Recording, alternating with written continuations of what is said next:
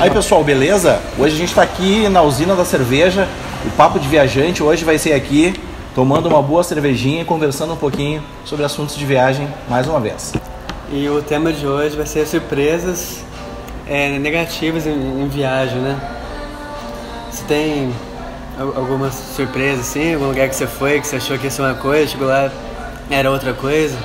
Na realidade, o que eu vou contar aqui não é nem questão de ser uma surpresa negativa, nem uma questão de uma surpresa que seja positiva.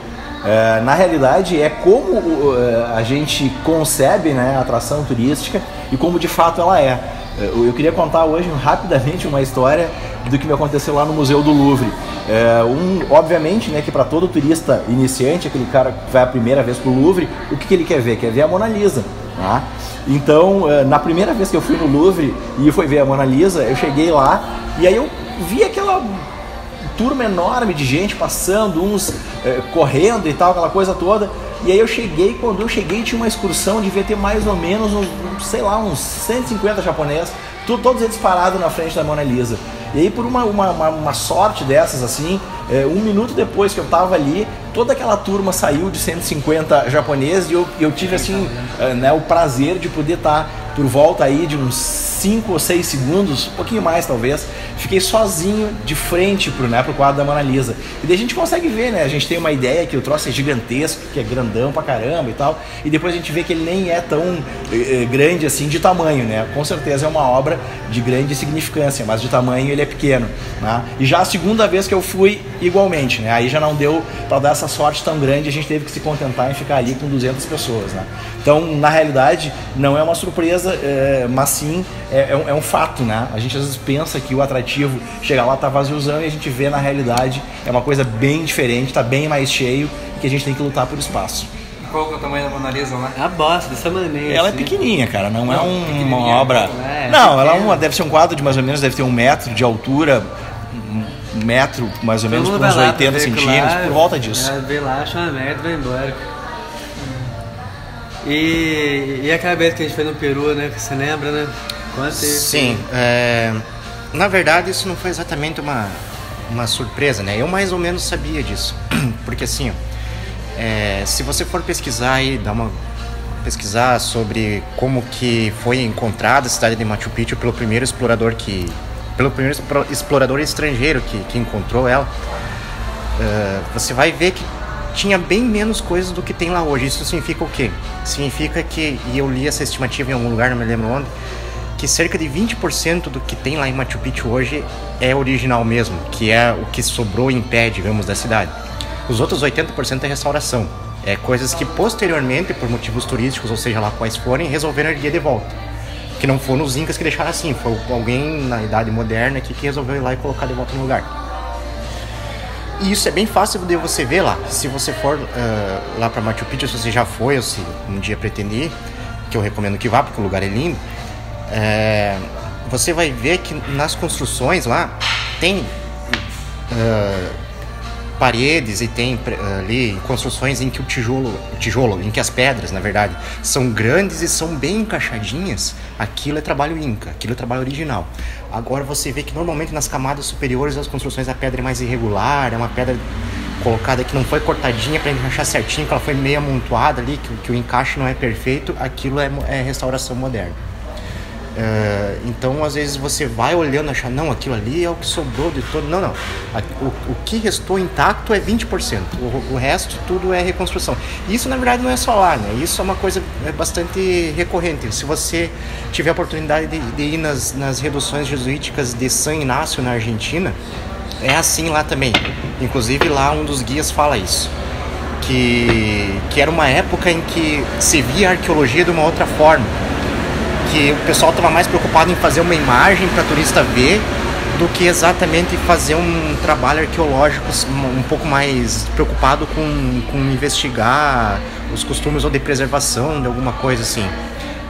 Lá também você vê a mesma coisa, você vê que o trabalho original é um trabalho mais sólido e a restauração posterior é sempre umas pedrinhas menores e mais encaixadinhas de uma maneira mais esquisita. E assim, a questão do Machu Picchu, que nós três fomos juntos para lá, tem os dois lados. Tem muita gente que sente o pau em Machu Picchu, né? Bem essa questão de chegar lá, não é tudo que esperava. Eu li tanto sobre o Machu Picchu, eu li tanto, e a maioria das avaliações de quem vai lá e quem é mochileiro mesmo é aquela história. Ah, fui lá e não me surpreendeu. É porque quando tu lê tanto sobre o lugar, tu já vai lá com muitas informações. E muitos dos comentários que encontra por aí é justamente isso, né? Que Machu Picchu não é tudo aquilo que se espera. Então, eu, particularmente, cheguei lá, foi uma surpresa boa, porque eu li tanta avaliação negativa que eu esperava que fosse uma porcaria e não foi tanto, né? Não avaliei tanto por esse lado do original. Eu quando fui, eu não achei grandes coisas, que eu tinha acabado de voltar lá do Camboja. Eu tinha visto o Angkor Wat, aqueles negócios fodidos lá. Eu cheguei lá, lógico que achei bonito tudo. Mas quando você sai de um lugar foda, que nem o Angkor Wat, lá no Camboja, aquele templo lá, e vai pra outro lugar, você não acha grande graça nas coisas, não? Mas deixando claro que eu achei lindo o lugar. E eu achei que valeu muito a pena conhecer. Essa questão aí da restauração é uma coisa que eu mais ou menos esperava, mas o lugar, pelo ambiente, a natureza que tem lá, aqueles rodeados, muito aquele lugar é espetacular. Eu acho que Machu Picchu, na realidade, ele é muito mais a questão do tu chegar até lá do que propriamente estar lá. Uma outra coisa, isso que me surpreendeu, que eu realmente me surpreendeu mesmo, que é a questão do Portal do Sol, que eu resolvi ir lá, e é muito mais longe do que eu imaginava, muito mais longe. Eu levei um tempão pra chegar lá e pra voltar, depois voltei correndo pra poder ter tempo de visitar as ruínas, e cada carinha que eu passava perguntava se estava longe, o cara me dizia que era mais 10 minutos. Esses mais 10 minutos levaram uma vida inteira, levaram a manhã inteira lá, cara. O Portal do Sol, se você entra pela entrada dos turistas, na verdade vai ficar longo esse vídeo, não vou falar sobre isso, mas se você quiser ir lá, você prepare bastante tempo, e não vale tanto a pena ir lá, não tem muita coisa pra ver lá. Uma coisa que é bacana, que eu acho que vale a pena a gente destacar é o seguinte, que a surpresa, ela é positiva ou negativa, depende muito e fundamentalmente da expectativa de quem tá indo lá, né? Então assim, no meu caso que eu contei da Mona Lisa, eu não me decepcionei. Eu simplesmente tive a oportunidade de poder me adequar àquela situação, né? Então assim, o bacana de fazer uma viagem é se informar bem antes, procurar saber quais são os melhores dias, os melhores horários e tal, para exatamente tu poder transformar aquela experiência que poderia ser ruim numa surpresa bacana, né? Acho que esse é um grande diferencial. Oi. E aquela vez lá que a gente tava em Miami lá, que a gente descobriu que tinha uma praia de nudismo lá. Essa história é... Daí a gente descobriu que tinha uma praia de nudismo lá em Miami, daí a gente ficou louco, né? Vamos lá ver os meias pelados lá e tal. Daí a gente alugou uma bike, andamos pra caramba pra chegar lá, né? Até tem imagens aí, nós pedalando. Andamos acho que uns 15 km de bike lá. Acho que foi um dos primeiros passeios de bike que eu fiz assim, de longa distância, 15 km. Mas a gente chegou lá pedalando na expectativa. Chegamos morto lá, só tinha velho. E a única mulher gostosa que tinha lá, tava com um cara desse tamanho lá, eu não pude olhar pra ela direito, a gente ficou com medo, né? Pelo menos a gente curtiu a pedalada, não, né? Foi massa, pedalando pedalada. toda a orla de Miami ali, coisa que poucas pessoas fizeram, acho. Valeu a pedalada, né? Porque chegamos até lá e foi a expectativa, né? Criamos uma expectativa com tudo aquilo aí, mas também tem que levar em consideração que era uma segunda-feira também, né? Então é isso aí então, galera. O próximo... então é isso aí então, galera. O próximo vídeo aí vai ser sobre quem... Oh, caraca. Então é isso aí então, galera. Então é isso aí, falou pra vocês aí, pronto.